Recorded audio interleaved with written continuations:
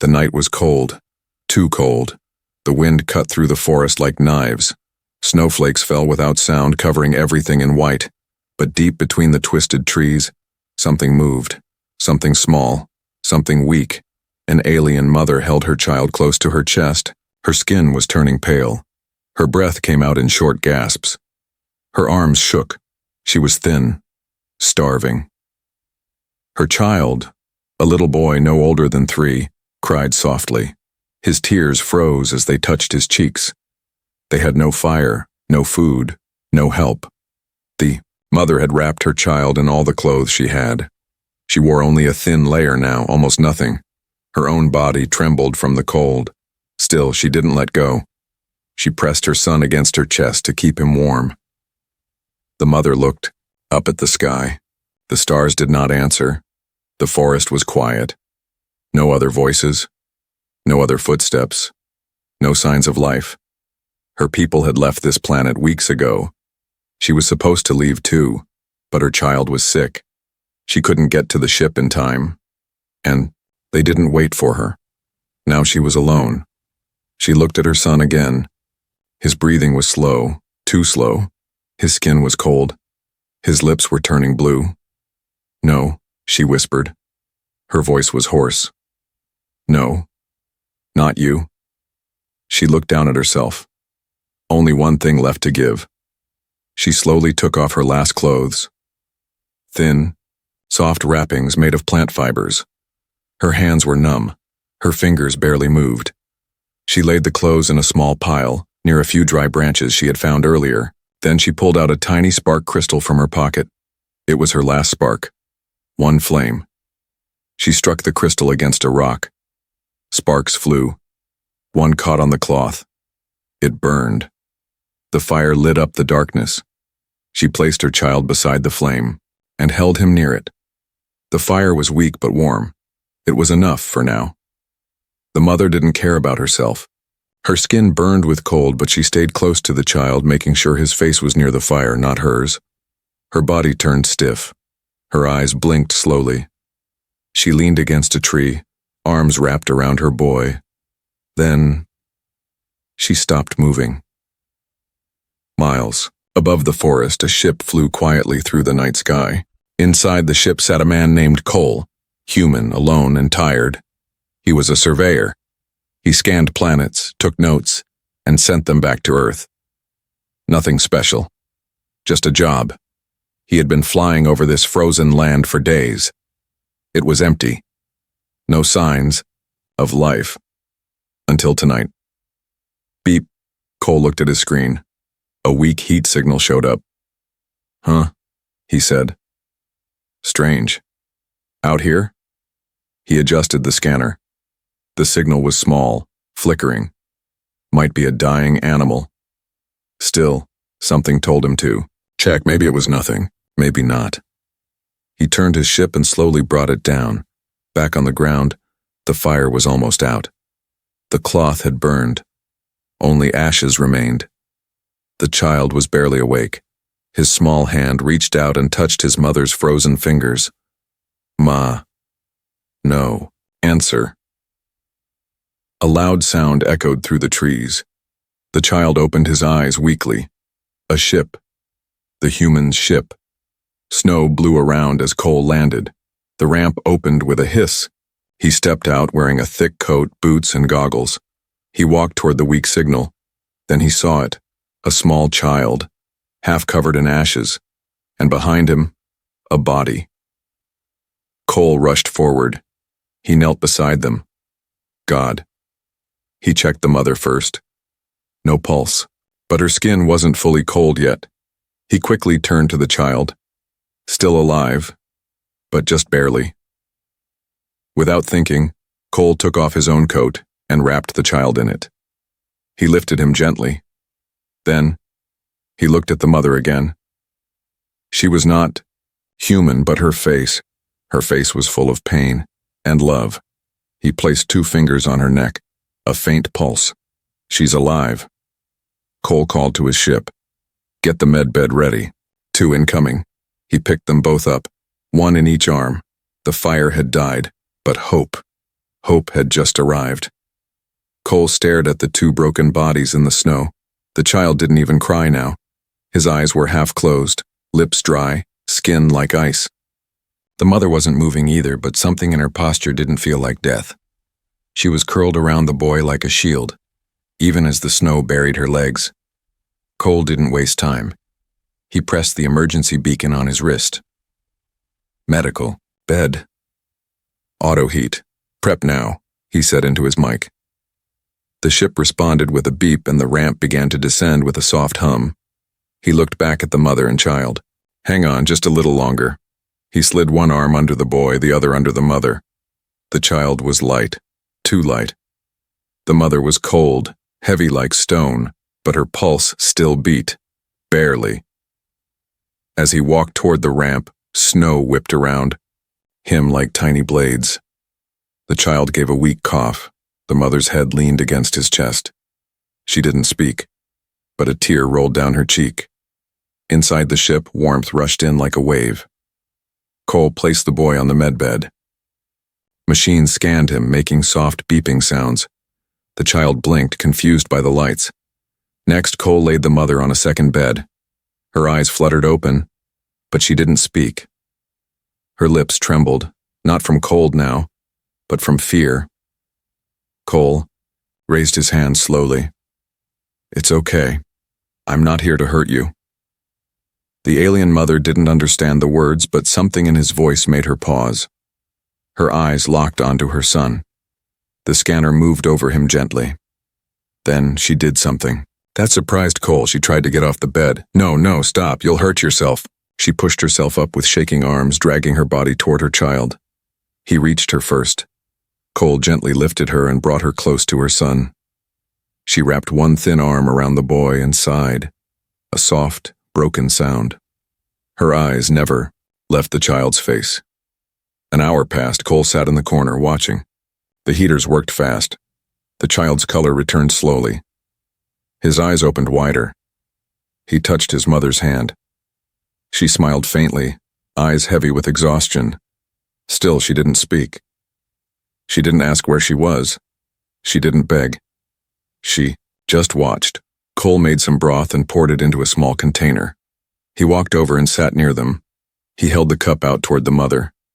Here, eat something. She didn't move. He took a small spoonful and placed it near her lips. She flinched. It's warm. It's food. Not poison. She stared at him. He didn't push again. He placed the spoon back in the cup and set it on the table beside her bed. Then he got up and walked away. That's when he heard a soft sound behind him. She had taken the spoon. Later that night, Cole checked the scanner.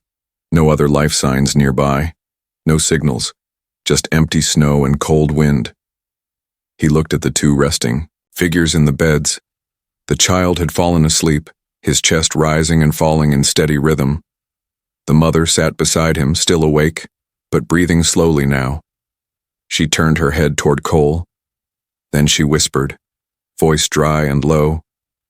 Why? Cole didn't answer right away. He looked at her, surprised she spoke. Why what? He asked gently. She struggled with the words. Why? Help? He thought about that. I guess, he said, because no one else did. The mother stared at him for a moment longer. Then she whispered again.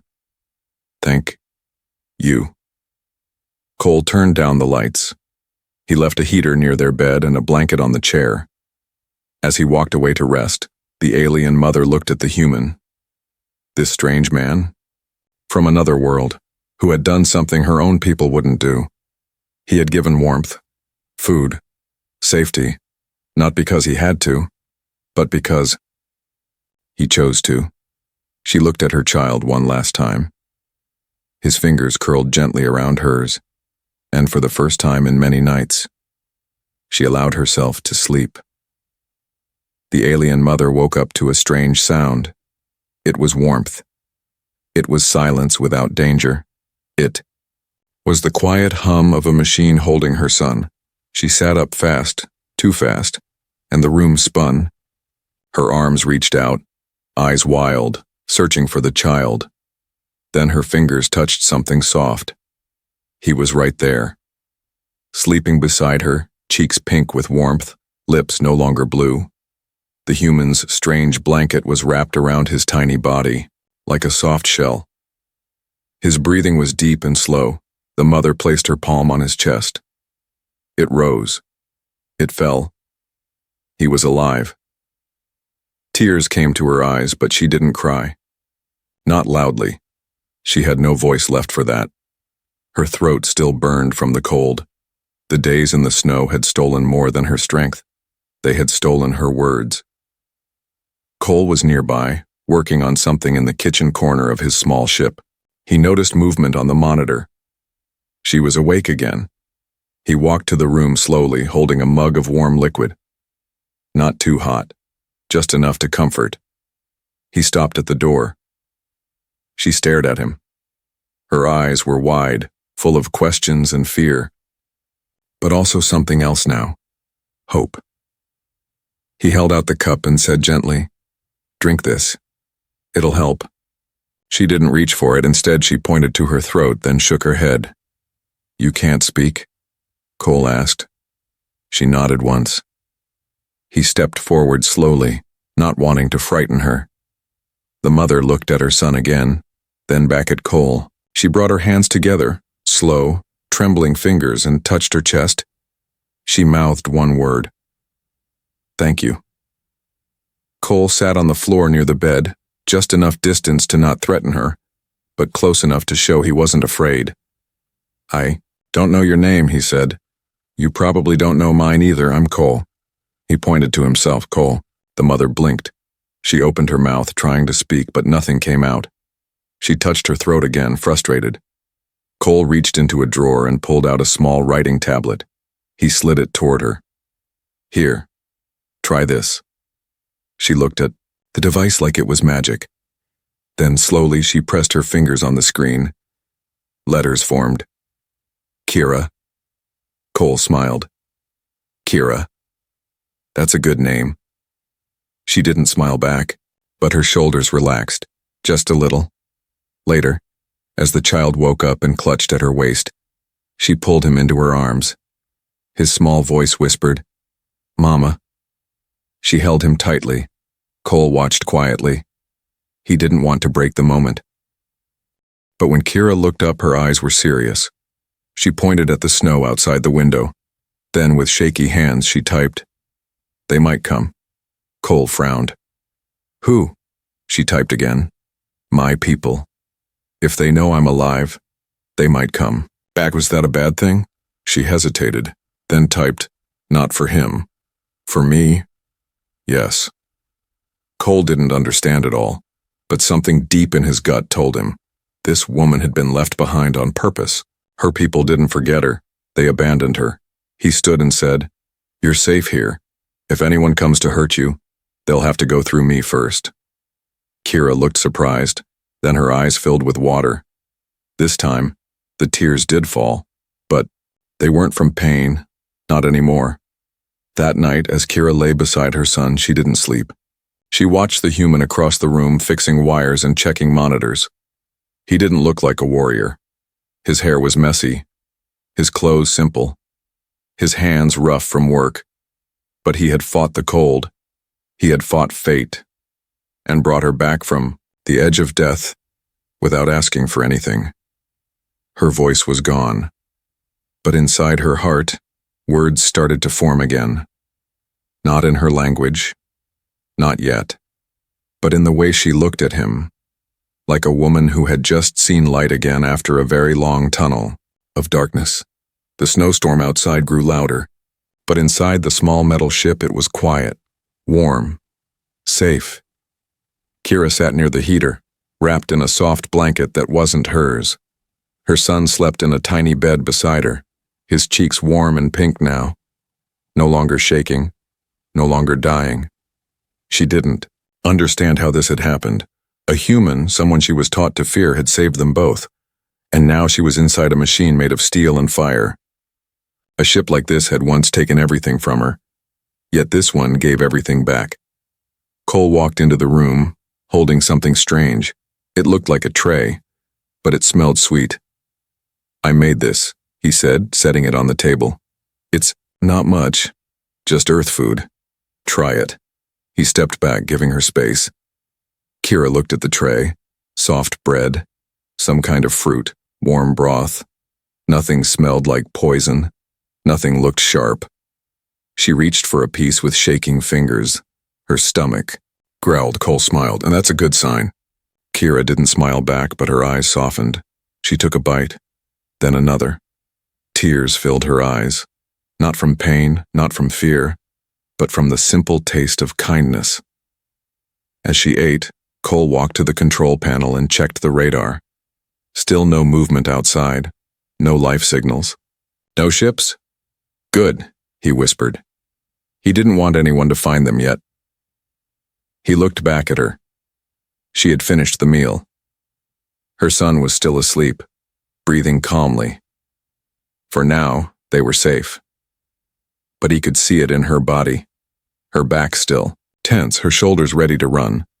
She didn't fully trust him yet. He couldn't blame her. People like him had destroyed her world. Maybe saving her now didn't erase that. But maybe it was a start. He walked over and placed a small object beside her, his old translator device. "I upgraded it. It should help you speak. You just need to press here." He pointed at the button. Kira touched it carefully. A soft blue light blinked.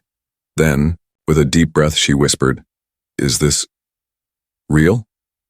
The voice came out in a robotic tone, but it was her words. Cole nodded. "Yes, you're safe here." She looked down at the machine, then at her child. "Why help us?" she asked again. Cole sighed. "Because you needed help. No one else did. I'm not everyone else." That night, Kira explored the shelter while her son rested. The ship was old, patched with metal from different planets. The heater groaned. The lights flickered sometimes. One wall had cracks sealed with melted plastic. But everything worked. Everything had a purpose. It wasn't beautiful, but it was strong, just like her. She ran her fingers along a shelf filled with human things. Tools, books, a small toy soldier. She picked up the toy and turned it in her hand. "This your home?" she asked. Cole looked up from his workbench. "For now. I move around. Find old places. Fix them. Map the stars. Nothing fancy." Kira placed the toy back down. "You fix things?" "Yeah," he said. "Machines, maps, sometimes people." She blinked. He smiled. "You count as people." Kira didn't sleep that night. She stayed near her son, watching the heater, watching the man, watching the strange ship that had become her new world. She didn't understand everything yet. But one thing was clear. This place, this cold, metal shelter, it had given her more than food and fire. It had given her time. Time to breathe. Time to feel again. Time to heal. Outside, the storm howled. But inside the steel walls, an alien mother and her child were finally warm. And in the corner of the room, a human man worked quietly, never knowing that his small act of kindness was reshaping someone's entire life. The fire crackled gently in the small steel burner. Soft orange light flickered across the room, painting shadows on the curved walls of the ship. The storm outside had passed, leaving behind silence, snow, and stars. It was the first quiet night in weeks. Kira sat with her son sleeping against her side, wrapped in thick blankets. Her hands were warm again. Her body still ached, but the cold was gone now, at least on the outside. Cole sat across from her, sipping from a steaming mug. He didn't say much. He just watched the fire, giving her space. But something was building inside Kira, a pressure, a story stuck in her chest. And tonight, she was ready to let it out. The translator sat on the floor beside her. She picked it up, held it for a moment, then slowly, she pressed the button. "My name," she began, "is Kira. My son's name is Reek." Cole looked at her silent. "I was a scientist once. I studied ice, wind, storms, My planet sent us here, this world, because it was rich in crystal water. But the storms were too strong. Our people fought, and we broke apart. Shu paused. Cole didn't move. He just listened. Kira continued. When Reek got sick, the ship was already leaving. I begged them to wait. Just one day. One more day. Her eyes glistened. They said no. The fire popped. Smoke curled upward, dancing in the air. Kira stared into it, as if seeing memories inside the flames. I had clothes, food, shelter, but I gave everything to him. Reek is all I have, all I ever had. When I saw him freezing, I didn't think. I burned the last of what I wore. I wrapped him and waited to die beside him. Her voice grew quiet. But you came. Cole finally spoke. I'm not a hero, Kira. I just followed a heat signal. She smiled softly.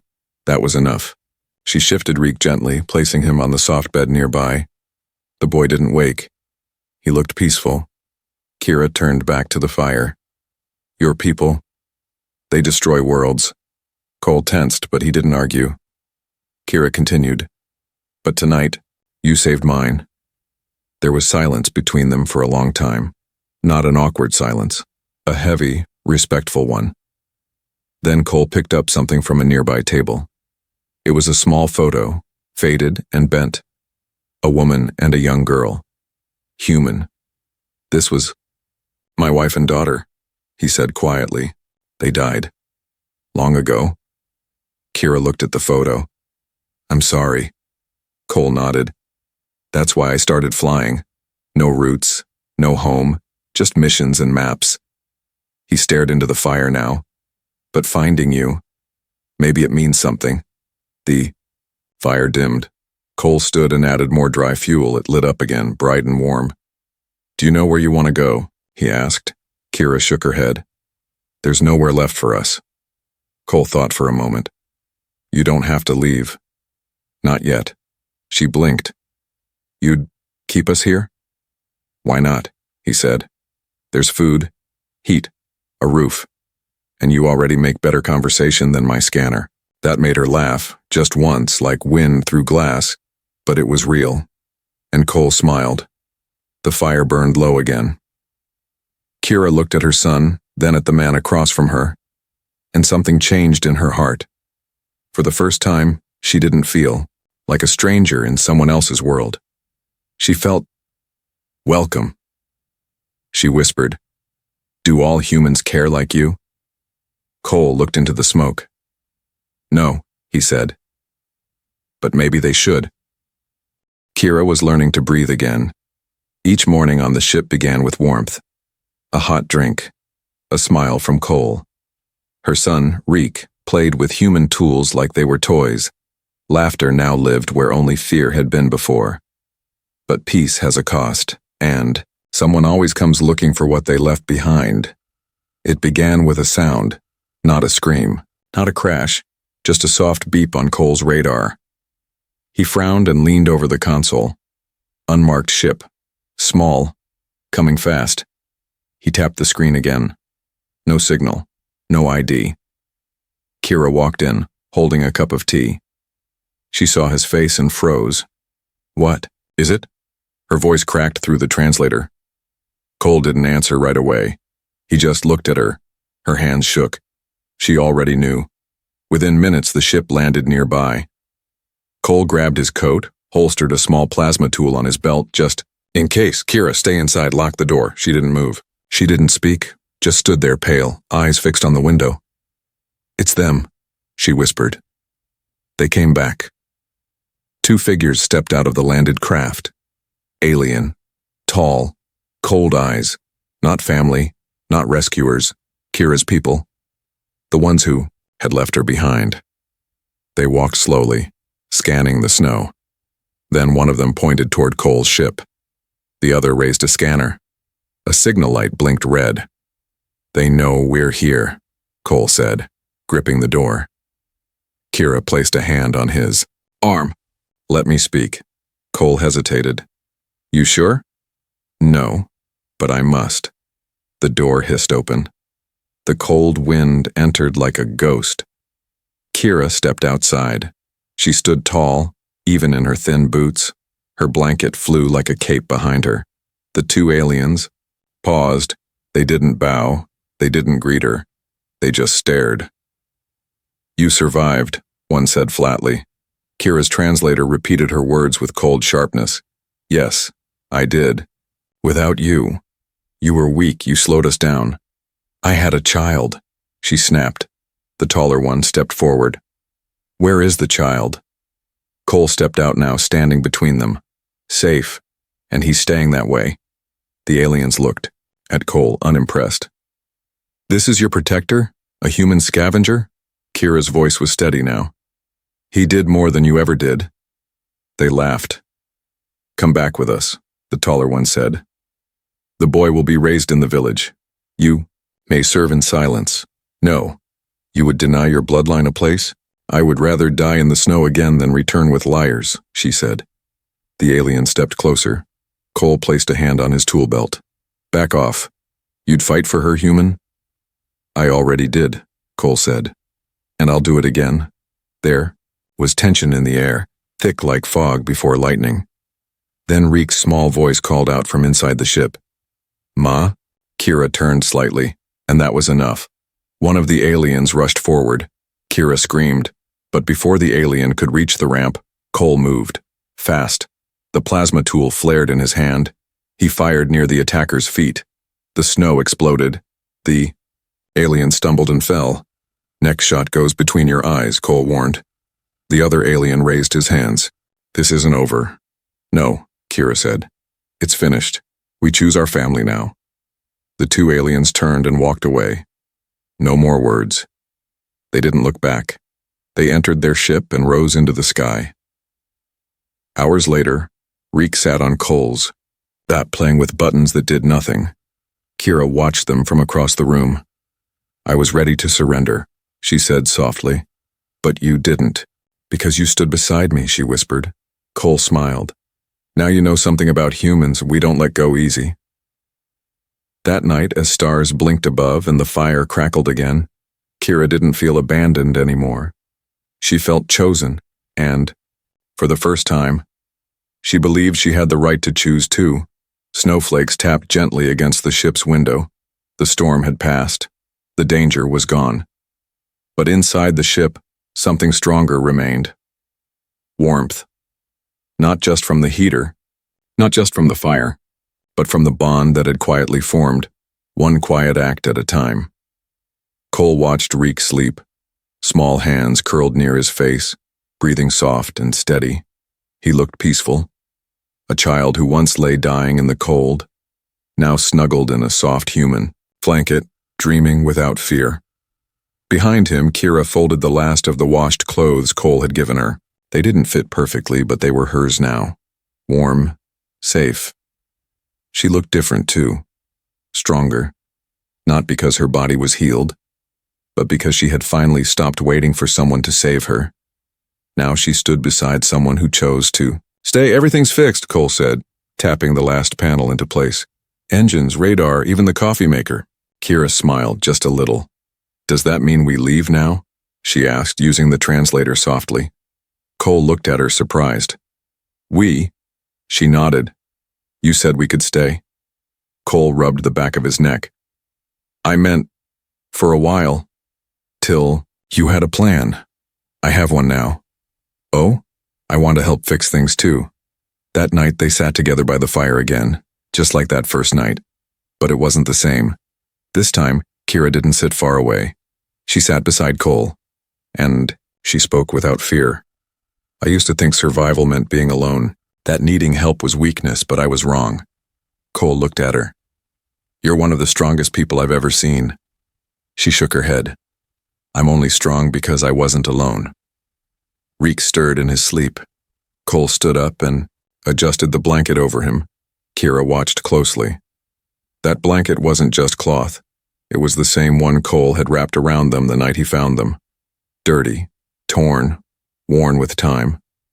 But Kira had washed it, sewed it, cleaned the edges by hand. She kept it like treasure, because it was the first thing in years that had felt like kindness. You still keep that old thing? Cole asked, chuckling. Yes, Kira said quietly. It saved us. He didn't argue. Maybe it had. Morning came. The ship rose gently above the snow-covered forest. Reek sat in the co-pilot's chair pretending to fly. Kira sat beside him reading human maps. Cole handled the real controls, but he let the child believe it was all him. As the stars opened above them, Cole turned to Kira. So, where do we go? Kira smiled. Anywhere. As long as it's together. They flew into the sky, past the place where the fire had burned in the dark, the place where fear had ended, and a new life had begun. From that moment forward, no one called them strangers. They were family, bound not by blood, but by a blanket, a bond, and a beginning.